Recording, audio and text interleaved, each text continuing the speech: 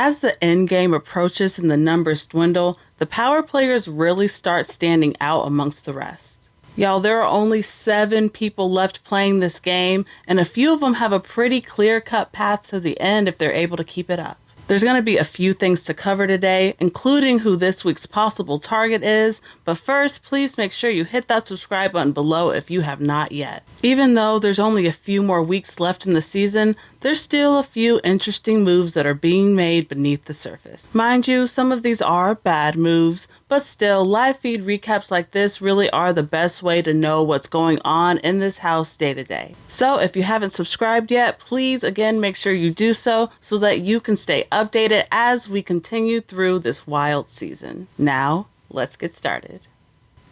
So as we just saw in the last eviction episode, T-Kor was just evicted in a 4-1 vote. Leading up to the eviction day, the vote was swinging back and forth a little bit on who to vote out. There was MJ and Angela, who both really wanted T-Kor to leave. And then on the other side of things, there was Kimo and Chelsie, who would prefer that she stayed. Cam was kinda sorta in the middle of this vote, but as we saw, he did eventually decide to vote out T-Kor after finding out some information about how she tried to get him put on the block earlier in that week, which is technically true. So from that point, with MJ and Cam both on board, there was really nothing Chelsie could really do about it after that. Chelsie found herself outnumbered by her allies, so alas, T-Kor was the one who was voted out. Now, even though T-Kor leaving wasn't really part of Leah's original plan, I still think that this was the better outcome for her game. If you're gonna try to take a shot and break up a strong trio like this,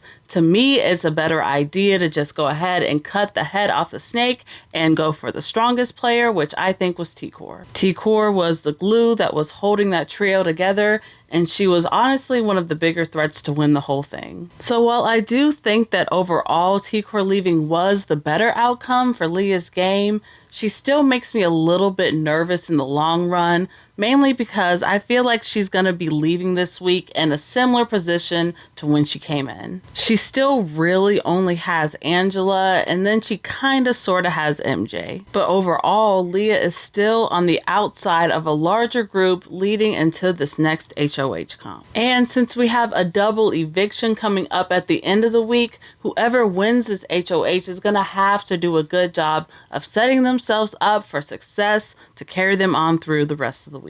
We thankfully got to see the HOH comp kick off live on TV for once, and when we last left off, honestly, to me, it was looking like Angela had it in the bag. But when the feeds did eventually come back on after that competition ended, we all saw that it was, in fact, Makensy, who has won her first HOH of the season. Now that MJ is holding all the power in her hands this week, let's talk about where her game stands. Makensy is honestly in a pretty fantastic spot coming into this week. She was in one of the safest positions, and I don't think there was anybody that was really ready to target her this week at all. So while I don't think she necessarily had to win this comp, this late in the game, I wouldn't suggest anybody throwing one either. Her closest allies are still Chelsie and Cam. It's been that way for a while. And last week when Leah was HOH, she was able to get a lot closer to her and Angela too. Makensy's relationship with Rubina and Kimo has been decent enough all season. They've never been super close, but they've also never been direct enemies either. So with no one really looking MJ's way,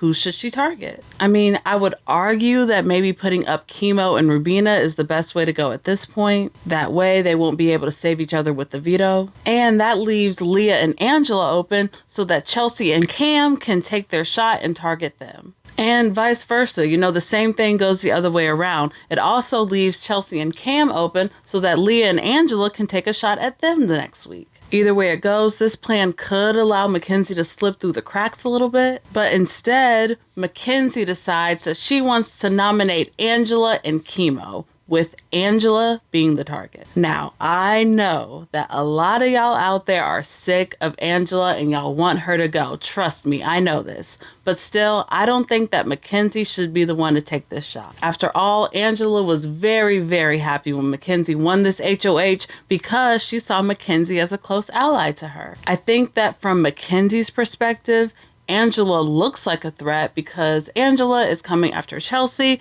and Chelsie is her ally. But Angela is not coming after Makensy right now, and that's what's really important. On top of all that, now that T-Kor's gone, Chelsie is the super obvious threat to win this whole thing. Now, I don't think Makensy should necessarily target Chelsie now, but she should at least leave someone in the game who's willing to do it, and that person is totally Angela.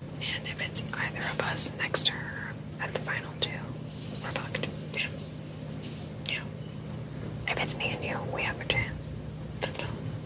Yeah. Now, if MJ does want to target Angela here, I think she should at least put Leah up on the block next to her. That way Leah doesn't have a chance to save Angela with the veto like she did last time. But her excuse is jury management and that Leah may then be mad at her and not vote for her to win, which I guess is a valid concern, but there's still always time to mend that relationship later. As Makensy has her one-on-ones throughout the day, she's gonna start filling people in on her plan. Well, everyone except for Angela and Leah, of course. She told both of them that Kimo was gonna be her real target. Kimo is going up, and I believe the whole house wants Kimo home. He's been up 4 times, people want him gone, people are threatened by him. However, people also believe that I'm going to put you up as a pawn. And obviously, everyone else in the house is very, very much down to vote out Angela this week. When Makensy goes to tell Kimo that he's going to be a pawn, again, he doesn't really fight it too hard or say much to try to keep himself safe. I mean, he could at least try a little bit harder to get Leah on the block or something, right? But he just doesn't. I'm also doing it this way because the reason I'm telling Angela she might have a chance is just because I don't want to blow up. But I don't want to blow up to Angela. I don't want her fucking bits on me. I don't want it. So, it's just the only way I can do it. And I would put Leah up. But like I said, I can't do that. I get it. So, I get it. but Yeah. I love you. I love you. So Makensy's mind is pretty much made at this point. And at the time of this recording, the nomination still hadn't happened yet, but I'm pretty sure we're going to be seeing Angela and Kimo up on that block. There's still a little bit of wiggle room for other things to happen this week. There has still been some whispering about how much of a threat Leah is. I want Leah gone. Trust and believe. But for my own self, I can't be the one that does that. I'll do that. Yeah. But she does need to go. Next week, one of us need to win again. Obviously, I can't play, but she needs to go. Yeah. I don't have a problem. No one does. Rubina doesn't. You don't. Totally doesn't. Kimo doesn't. Now, right now, Leah does look safe, but if a replacement nominee does need to be named, then she could find herself in a little bit of trouble. So that's all I have for today. Apparently Zingbot paid the house guests a visit earlier, so that's at least something to be looking forward to on Sunday's episode. Maybe. I don't know. Sometimes the zings are a hit or miss, but either way, it's still at least fun to watch on the show. Of course, I want to know, who do you think MJ should target this week? Do you think her target should be Angela, or do you think she should put someone else on the block instead? Let me know in the comments below. With only 7 players left standing, there's really only a few scenarios that could play out this week. So depending on the veto result, we could actually be looking at a very straightforward week in the house for once. But I suppose with this crazy ass cast, anything is still possible. Of course, I'll be back here to update you all whenever something big changes in the game. But until next time, bye.